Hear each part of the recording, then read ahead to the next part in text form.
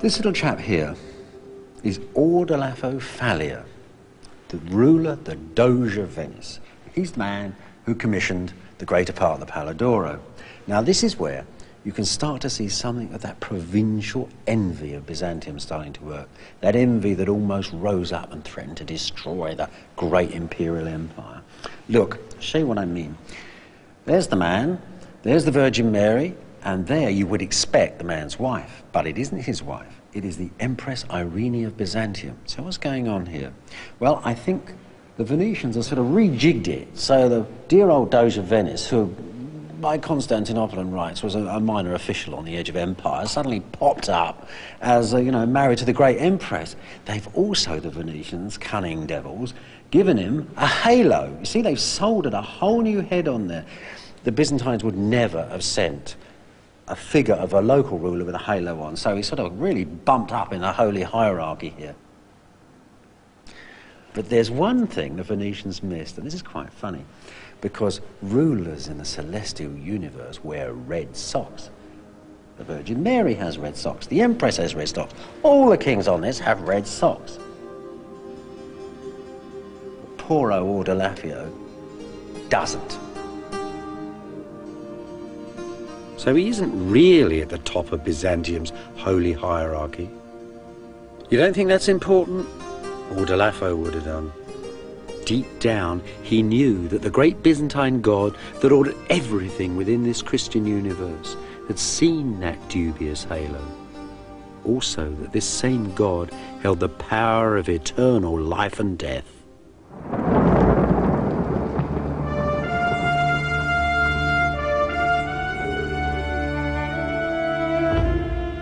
By the Middle Ages, Byzantium's most powerful images of God and government had crossed the Mediterranean and penetrated Central Europe too. And always, at the very heart of this Christian universe, was the golden emperor of Byzantium and the glittering city of Constantinople. What did that legendary city really look like?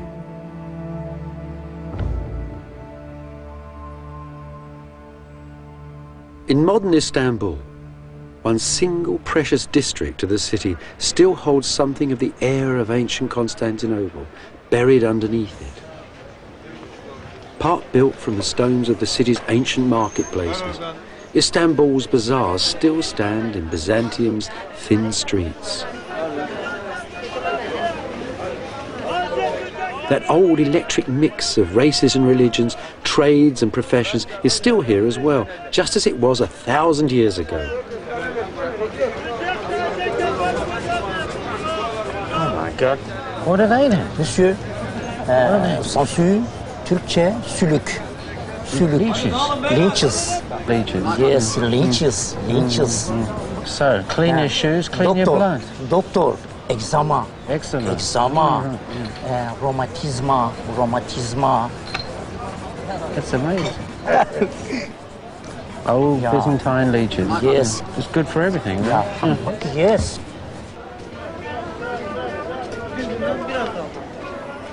Set between the east and west, Constantinople was the world's great marketplace, a living legend. Goods from Byzantium's bazaars are found today in excavations in Sweden and Afghanistan, in England and in Russia. And like Coke cans in the Gobi Desert, they give out a very special buzz. Something for your constipation? Henna for your fingernails? And come in. Everything the Byzantines had. Sultanas. Bet they didn't call it that. In Byzantium, women mostly made the deals. Nowadays, though, the traders here are men.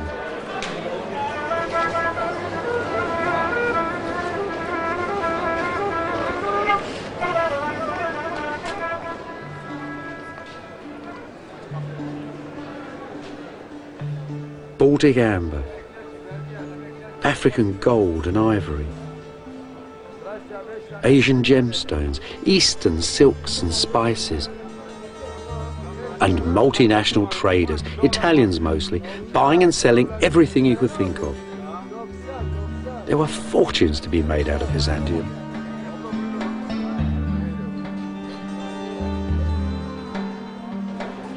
You know, the weavers, the great silk bazaars of Byzantium have been famous for centuries upon centuries. In the West, they just had little bits of Byzantine silk and they used it to wrap the bones of saints and to put upon the high altars of cathedrals. So you can imagine that when a Western diplomat came here about 950 AD and actually bought 2 whole rolls of silk for his own clothes, and he was very pleased with himself. But when the bishop got to the borders, the Byzantine customs, took the cloth away from him. They said that even great Bishop Luitprand of Cremona, embassy of the King of Germany, wasn't grand enough to wear this fine fabric. You know, the Byzantines had a knack of making great kings feel like little lads from the country. The old bazaars had ancient wisdom up for sale as well. In Byzantium's book market, the best part of the learning of the ancient world was copied out by publishers and merchants. And here it is still today, the oldest bookstore in the world. You know, this is an amazing place. Just think, 600 years ago, there was a very famous Arab travel writer, and he was coming through here, rummaging about in the bazaar looking for books. Ibn Battuta, he was called. Anyway, there he was, rummaging around. There would have been more people here then, lots of scribes actually writing them. And a Byzantine magistrate who was walking through the square recognised him. And the old 2 men got together, the Arab and the Christian, and they sat down and they talked about writing books. They talked about travel and the joys of scholarship. Westerners really loved the book bazaar in Byzantium. They could find things there that were real legends. Magical lost works like this, for example. This is a copy, a Greek copy, of an ancient work made in Alexandria by an ancient Greek. It concerns the workings of the universe. Westerners only knew this from the talk of learned Arabs. Now, after visiting the bazaar, they could actually own a copy of Ptolemy's Alchemist.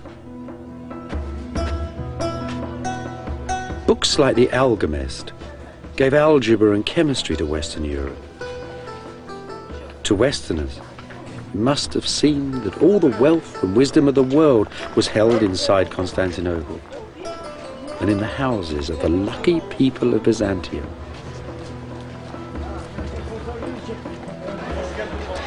The Byzantines lived in a very face-to-face community. It was a very tight, enclosed world. They were incredibly superstitious, always looking for signs as they looked at each other, things that might change the meaning of their relationships with one another. The angle of a man's shoulders could tell you if he was having an affair. If you had a dream that you'd put on a pair of shoes and weren't going anywhere, it meant you might be getting married. You could nod at a woman and it meant that you would be having an affair with her very shortly. Superstitions everywhere. They divined the future by listening to thunder, but above all, they loved charms and trinkets, things you can buy in bazaars, glittering treasures. And that is the greatest charm of all. It's been around for thousands of years before Byzantium, and it'll go on for 1,000 years beyond us all. It's a charm against the evil eye. The evil eye, of course, is envy. That thing that's so destructive inside small communities, and so destructive for Constantinople too. Constantinople was called the eye of all the world. Everybody envied its gold and silk and pretty princesses.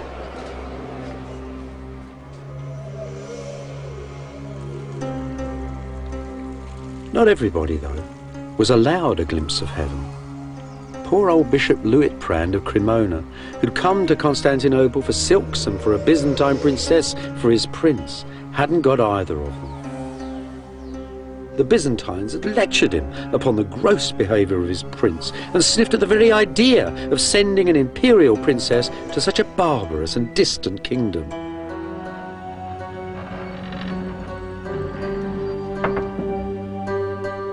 Luitprand greatly resented these haughty Byzantines, especially the great warrior emperor Nicephorus Phocas, who came to the throne in 963. You wouldn't want to meet him on a dark night, Bishop Luitprand reports to his prince. He's a monstrosity in a smelly old robe, a dwarf with the eyes of a mole, disfigured, disgraced, pig-like, an Ethiopian. Every week, Luitprand continues, like some crawling monster, the emperor walks in procession to the great church, and the singers cry, "Behold, the morning star approaches."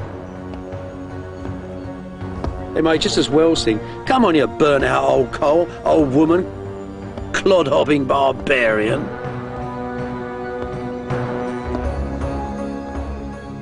As Western diplomats like Luitprand reported on the weakness of the emperors and on the 1,000 years of treasure in their city, so Western Europe's princes grew ever stronger, ever more powerful, and ever more envious of Byzantium.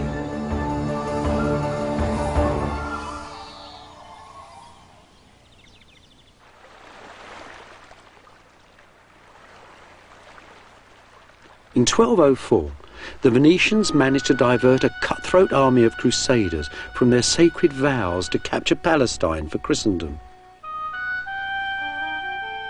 Promising them the plunder of Byzantium, they provided lists of the treasures and the holy relics inside Constantinople.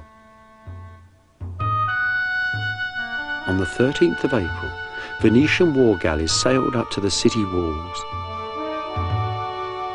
and the knights of France and Germany, of Italy and England, jumped from the boats onto the battlements. The campaign that followed was a nasty mix of treachery and chaos. At the ending, the city's walls were breached and the imperial throne was overturned.